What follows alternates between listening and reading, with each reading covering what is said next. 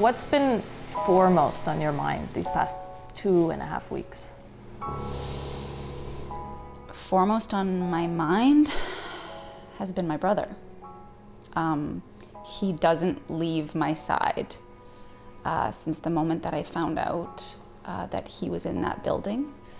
Thoughts of him and just the feeling of him being around have been constant.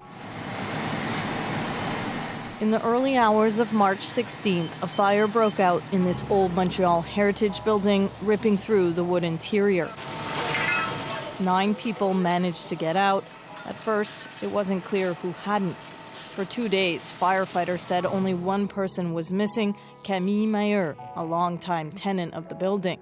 It then became clear 6 others were also unaccounted for, all of whom had been staying in Airbnbs. Sanya Khan, Dania Safar, Charlie Lacroix, Anne Wu, Walid Belkala, and Nathan Sears. This picture is so representative of my brother. Nathan was an academic, renowned for his work in international studies. He was in Montreal for a conference. Every morning, he would wake up and try to be the best version of Nathan that he could be in all of the hats that he wore in this life. The first 24 hours after the fire, Nathan's family say, were filled with confusion, disbelief, and hope. Where was he? Was he in the building? Did he manage to escape? We all started to unite in Montreal as fast as possible. And we collectively spent the next 9 days in Montreal, essentially having a vigil at the site of the fire. The site would become a gathering place for the families and friends of those who died in the fire.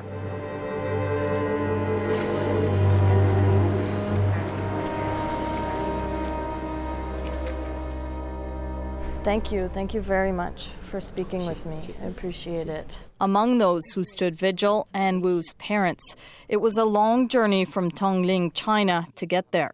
Can you tell me what it's been like for you? When we learned it was a fire, her mother says, we panicked. Again and again, we tried to reach her, to no avail.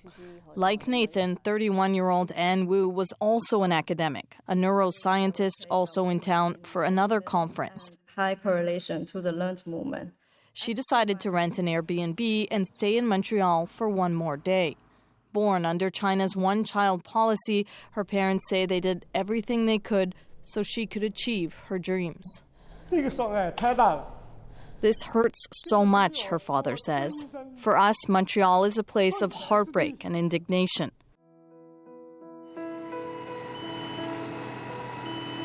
Uncertain what to do immediately after the fire, friends enlisted the help of a conference organizer to search the hospitals for Anne. They didn't find her. A week and a half after the fire, Nathan, Anne, and 2 other victims were finally identified. Desperate for answers, Nathan's father, Randy, interrupted a press conference with Montreal's mayor.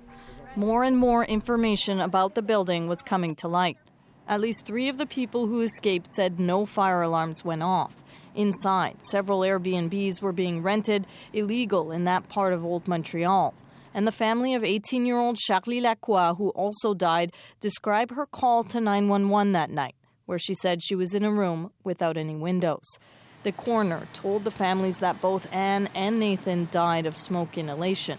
The investigation into the fire continues, but Nathan's family believe there was no working fire alarm or smoke detector in his room. The thing that we have repeated the most, probably, in the last few days anyway, was that a simple battery in a fire alarm, and he would be here. It's so simple. So Sarah, this is really wrenching, but also really important to hear from them. And there have been some important decisions made since the fire, including that public inquiry announcement. And leading that, Adrienne, is the coroner who's been involved in the ongoing police investigation. Meanwhile, Nathan Spears' family, they've applied for a class action lawsuit on behalf of the victims. They're seeking damages from the building owner, the person who was running the short-term rental, as well as Airbnb itself.